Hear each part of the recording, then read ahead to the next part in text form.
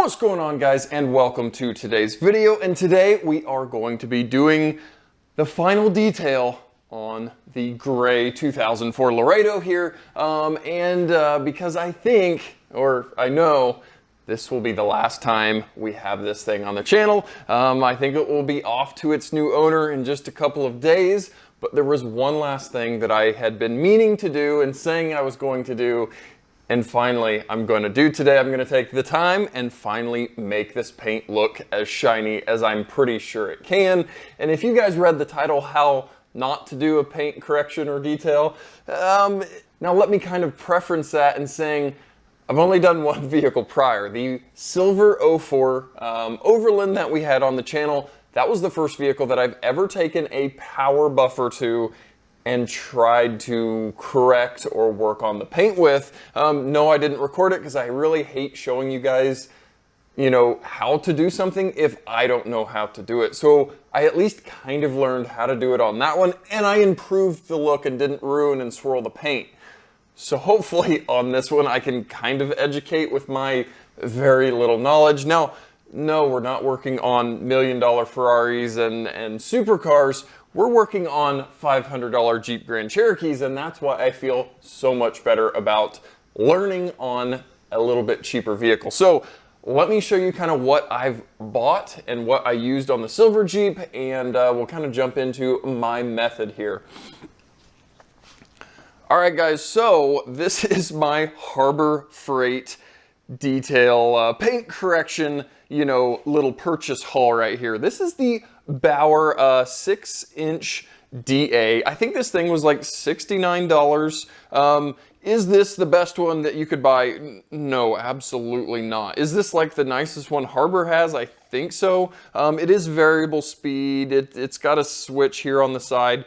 And it is a DA where it's not just spinning in a circle. It is doing the kind of random two speed or two axis spinning, which is supposed to kind of help to not just swirl and destroy paint. I did buy, again, these are all cheap things. This is not high-end detail equipment. This is kind of low-end stuff, guys, obviously. But again, the Bauer branded medium foam pad and the fine pad. And then I did just buy just some Meguiar stuff. We don't have any cool name brand stuff, other than Meguiar's, but any of the cool new detailer stuff. This is the just a high speed kind of heavier cut compound. And then we've got a swirl remover, which is a lot finer cut compound. So what I did on the Silver Jeep was use the medium foam pad and the heavier cutting material, do a whole pass over the whole vehicle, and then I went back with that fine pad and the, finer swirl remover for kind of the final, finishing step. I guess this would be a two-step paint correction. I don't know. Again, guys, I am not a professional detailer. Please do not take what I say with a grain of salt, but at least you can see hopefully today that we were going to have a little bit of improvement in the paint. Now, would I do this same method on a, again, $100,000 something? Probably not. I'd be too scared that something would go bad, but again, a $500 Jeep, let's have at it. So I guess I kind of need to try to show you guys the issues. I'll grab a light here and see if we can see what I am talking about. All right, so with this LED light, you guys can kind of see all of those scratches. This thing obviously has been off-roaded. Those are all tree trail pinstripes. If we do a quick glance here at the Burgundy Jeep, you can see them so much worse or better or whatever you want to call it. All of that stuff is just tree pinstriping from being off-road.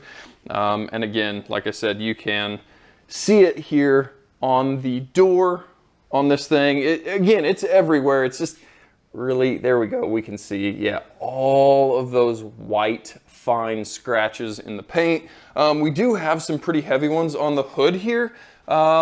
There we go. We can again see in the light, there is a big heavy scratch. Again, none of it's through the paint, because you don't really feel it with your fingernail, you just see it in the paint. Again, there is another one. It looks like something was on the hood, a box or something, and it slid off the side of it. So there's just that stuff kind of all over this thing. We'll try to walk around there, yeah. So again, just all those little scuffy, scratchy things, depending on the light source, we can kind of see all over that fender there. Yeah, here's some good ones. And I do not know if that big, deep scuff scratch thing is going to come out, but you guys can at least see what we're working with on the scratches. Oof, those are really deep. I highly doubt my stuff is going to get that out, but we should be able to make it look a heck of a lot better, and that's kind of what we're going for. So guys, I probably won't show you obviously the whole vehicle. That would be a hours and hours long video, but I think we're going to kind of, you know, I showed you guys this the passenger rear door that has some decent scuffs and that hood. I'm going to at least kind of talk through my process of doing a couple of those problem areas. And then I'm going to cut the camera, do the whole thing, and then I will, you know, bring you guys back up and kind of show you hopefully what our results are. Again, I wouldn't want to have you guys sitting here attempting to watch hours long time lapse of me just buffing the whole vehicle. So we'll concentrate on this door here and that hood, maybe that other side fender that had those deep scratches. I'll be hopefully able to kind of cut some before and some after here at the end, and see, even with some cheap, you know, materials, cheap tools, I think I've got like $110 or $120 worth of Harbor Freight purchase there sitting on the hood. So again, not a massive amount of money spent in the, you know, in the grand scheme of paint detailing. You can spend a lot of money having your paint corrected. Again, real quick before I jump into it, you guys obviously saw the painter's tape or the masking tape all over this thing. This is a Laredo, so all of these lower plastics are just raw plastic. We've got plastic here. Anywhere where there is raw plastic, or our door seals, any of that stuff, a lot of times that will soak up the, you know, the compound or the wax or whatever you're doing with the paint, and really almost stain it a kind of hazy white. It's a real bear to get off. We've got door handles here that are raw plastic. So take some time going around and taping off everything you can, or everything you don't want to have white on it. So pretty much everything is kind of safe now. I've got some of the, just some paper, kind of painting paper there that is taped to it, hopefully going to keep kind of any splatter down. So that's what all of that is. Again, grab yourself some masking tape and try to protect as much of your raw plastics as possible. Miss that door handle, I'll obviously need to do that, but the more time you spend masking before you start paint correcting, the better results you're obviously going to have at the end of the day. I pulled the rear wiper arm off so I could get under it, and it's just one little bolt to pull off, and then you've got, you know, even more area that you can detail. So that's where we're at. Pulled the license plate off. We can get behind there since nobody will ever see that. But yeah, so I will throw you guys on the tripod and we will start working this thing. Okay guys, so I've got our DA here with our medium pad. Again, there is heavy pads. There's a lot of different ones. I wanted to kind of be as not aggressive as possible since I have no idea what I'm doing, and I didn't want to destroy or swirl the paint worse than what I've got, because you can burn through paint. You can do a lot of really bad things to paint with a DA and an aggressive compound or an aggressive pad. So you've got to be very mindful when you're working on paint. And another thing you want to be careful for is corners or edges. Here's kind of a body line here. If you are buffing away here at this sharp edge, you can burn through the paint. The paint is typically a little bit thinner on hard edges than it is on just a nice flat panel. So just try and keep all that in mind. And again, that's why I am working with a medium pad, not a heavy pad. I'm sure somebody that knew what they were doing with a heavy pad could make this thing look absolutely showroom. I'm not going to be taking it that far because I, again, just am not completely confident in my skills as paint correction. So that's what we're doing here today. So like I said, I've got my Meguiar's Pro Speed compound, making sure it's shaken up, and I'm going to apply a decent amount onto the pad here, a few dots or so, and then I'm going to just kind of, again, I'm going to work this panel here first, so I'm just kind of dabbing it around. A lot of times if you've got a lot of material on it and fire the DA up, it's just going to sling it everywhere. So if you can kind of mitigate that a little bit, that is decent. On my speeds here on this DA with a variable speed, I'm running it pretty darn slow. I'm maybe 3 or 3.5 out of 6. Now, would a higher speed probably help to cut deeper, quicker, better? Yes, but it also leaves a lot less room for error, and that's, again, what I'm afraid of. So could I get absolutely better results even with this cheap Harbor Freight DA? Absolutely, but I'm scared. So we've got our compound dabbed around, and I'm just kind of working the panel up and down. I don't know. I don't really have a great method to it. I'm just kind of working the panel and hoping to kind of evenly work the compound around.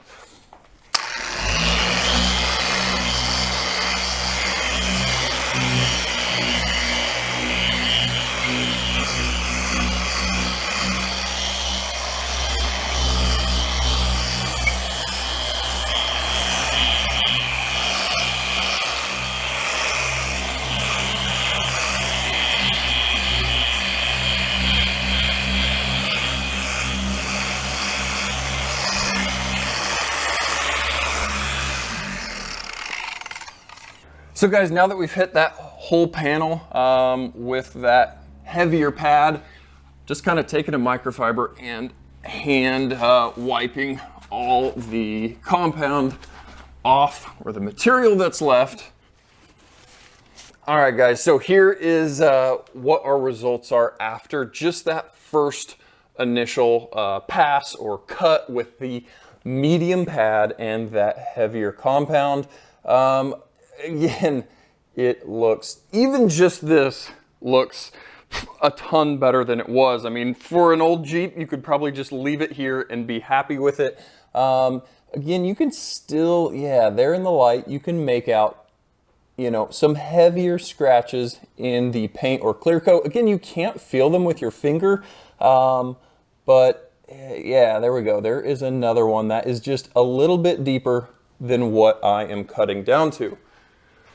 Now, like I said, I'm sure if you had a more aggressive pad or more aggressive compound, you absolutely could cut down to those heavier scratches, get them out and have the thing looking like glass. But at some point, you've got to kind of figure out how much paint or clear coat or material you are willing to lose when you do a paint correction, because every time you do a paint correction, you are buffing down the thickness or thinness, however you want to say it, of that paint, whether it be a single stage paint or a base coat and clear coat paint. So you've really got to be mindful. You can't go out and do a buff or paint correction on your vehicle every single weekend.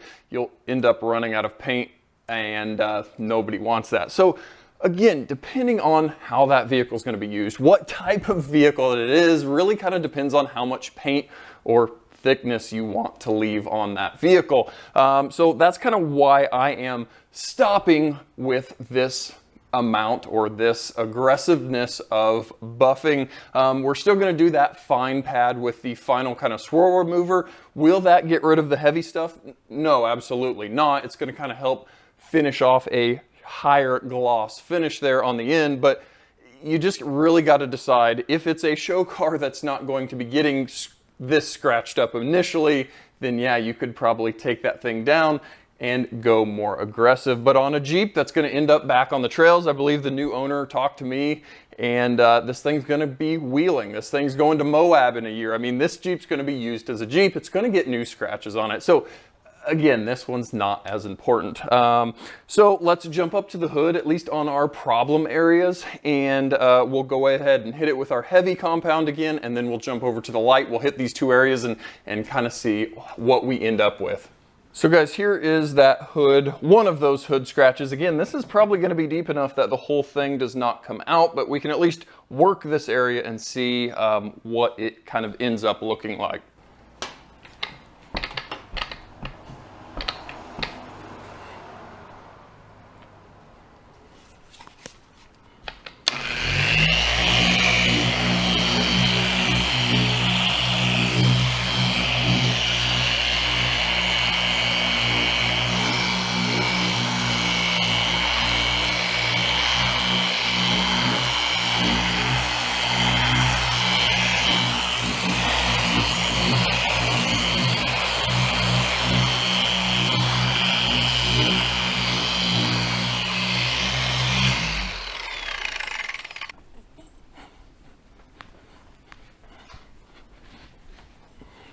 All right, guys, so here again is kind of our finish after that first initial pass. And again, like I said, that heavy scratch that you can almost feel that with your fingernail. Again, just that medium pad is not going to get rid of it. Again, here's another one that, again, that heavy pad might be needed with a more aggressive compound, but just the reduction in 90% of all of those fine scuffs, scratches, all of that just makes that paint look so much better. Over here, this is where we haven't done it. And again, you can just kind of make out all of those little fine scratches. So again, look at, you know, all of those kind of swirly, scuffy, scratchy light marks as we kind of move that light around on the paint. And we'll compare that. That hasn't been anything done to it over here. And again, all of those little fine ones are gone. We do have some of those big heavy ones still, but I mean, just that difference is pretty darn cool. And again, we haven't even done the final fine pad with that swirl remover, so that will only look better. But like I said, I think I'm going to cut the camera now. I'm gonna go finish this whole thing all the way around with the heavy compound and the medium pad, and then we'll jump in and hopefully do our fine on these kind of troubled areas and see what our end results are. So I am going to now switch over to a fine foam pad with a lot lighter cut, just a swirl remover to kind of finish this thing off. You know, in theory, after you are done with this, you could then apply a paint sealant or a ceramic coater or something like that to, you know, then protect the work that you've done to the vehicle. But considering this is the most attention this paint has gotten in 20 years or almost 20 years, I think we're probably going to call it good after this second lighter compound. So I will just basically apply it identically, you know, compound on the pad, hit all the panels and wipe them down. And like I said, then we're going to call it good. One thing I guess I did not mention before I started this thing, I did clay bar the whole paint surface. And if you didn't know, clay is just a, you know, a good cleaning thing.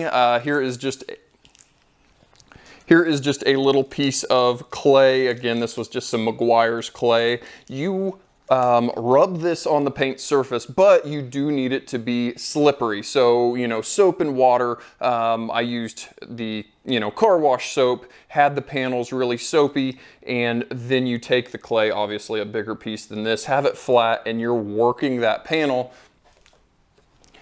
And that removes any, you know, contaminants, overspray, just stuff that's just sitting there stuck on the paint. That clay can kind of grip and pull that off of the surface. And this had quite a bit of overspray, just, you know, sap, different stuff. The paint felt pretty rough initially starting. So after doing the clay bar, it felt very smooth. Obviously we still had the scratches though. So, all right. So I'm going to throw light pad on there with our light swirl remover compound and hopefully finish this thing up.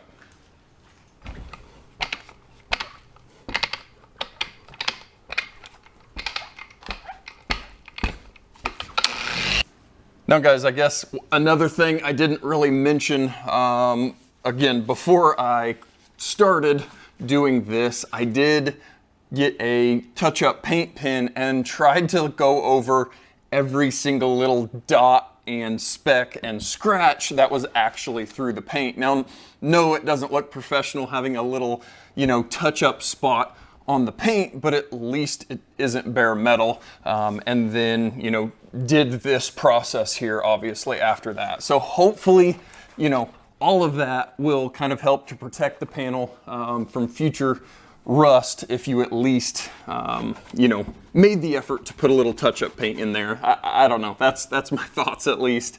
And again, we're not working on $1 million supercars. We're working on WJs here. So, anything surely has to help.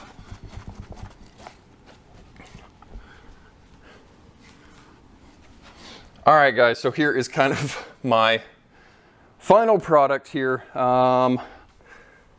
If I can get you guys in the sun, it's, again, kind of hard to see there. You can see still a little scratch. Some of these, like I said, are just going to be way deeper than I at least feel comfortable, cutting or buffing down to. Professional could get all of it out. It would look amazing.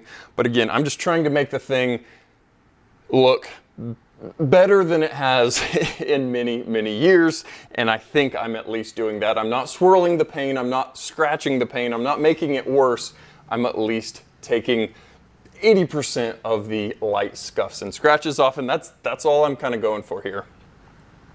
So I'm going to kind of finish hitting this whole thing with this second step, wipe it down. I'm gonna pull off all of my masking tape stuff, and hopefully I'll have enough daylight left that we can at least maybe roll it outside and get it in the sun and kind of see what our final product is. It is getting later in the day, so I will see how quickly I can get this done. So I'll obviously see you guys in just a second, but it's gonna be multiple hours for me, hopefully getting this thing finished up. So I will see you guys shortly. Well, guys, we've got the final product here. After that final light cut or light foam pad, rubbed it all down with a microfiber and then kind of went over with a detail spray and another microfiber just to kind of clean up any other kind of little streaks or anything that I missed. And of course the sun is going down, so we don't really have direct sunlight, but maybe that will make my job look even better that I did. So guys, as you can see, we actually have some decent reflection in the paint here. You can see the clouds, you can see myself kind of waving. Now, yes, we still do have those really, really deep scratches. You can see that one kind of in the cloud reflection there. But again, like I said about 10 other times, yes, we were not cutting down as deep as we could have or would have or whatever. But man, if you guys could have seen how this thing originally looked in person to how it looks now, it is pretty darn cool. Again, there was just a ton of white scratches all over this thing. Here's that door that we initially looked at. Again, there are still the heavy, deeper scratches, which are kind of hard to pick up on camera, but man, it just looks so much more presentable, I guess, if you want to say, than it did. It looks a ton better. And yes, multiple hours spent out here in the garage working on this thing, but goodness gracious, to me, it's worth it. If you can kind of bring some paint back to life without going too crazy overboard, then to me, that is time well spent. So yes, a professional detailer could get this thing looking 10 times better than what we've got here. Everything would be gone, no scuffs, no scratches. But again, you're talking about big dollars typically with a real detailer. I've got $110, $120 in the tool, in the foam pads, and in that compound. And to me, that's definitely worth a $120, $110 job because I have used this on both that silver Jeep and this Jeep now, and I bought nothing new. So if you've got multiple vehicles that you need to maintain or need to clean up like this one originally was and that silver Jeep was, then it's gonna pay itself off because you're going to have multiple vehicles that you can kind of divide or spread that initial cost of the DA and those foam pads and all of that kind of out. Now, yes, the foam pads are going to be disposable. As they get worn out, you're going to need to buy new ones, but that's a different story. Now, I will be super excited to eventually do the Burgundy Jeep. It is super trail, pinstriped, tree striped, if you want to say, from all of our wheeling that we do, but that'll have to be for another day. So guys, if you stuck around this long in the video, thank you very much, as always, for watching. And hopefully this gives you a little bit of confidence that you yourself could make your own vehicle look a little bit nicer with some hours spent out in the garage. Yeah, I mean, if I can do it with my absolutely no knowledge of paint correction, paint buffing, I've done 2 vehicles now, so, you know, if I can make one look considerably more presentable without swirling the paint or scratching or scuffing or burning through the paint, then obviously you guys can too. So I don't know, go out to Harbor Freight. No, this isn't sponsored. I spent my own money, obviously, but go out to Harbor Freight. That Bauer 6-inch DA seemed to get pretty decent reviews for the cheap end of things for paint buffing compound stuff. And get out there and start buffing on your paint. I don't know what it can only look better than it is if it looked anything like this thing. So guys, I think this is going to end up being a super long video. I may try to show a little kind of before and after cuts when we started versus those spots if I remember to. But guys, thank you so much for watching, and we'll catch you guys next time.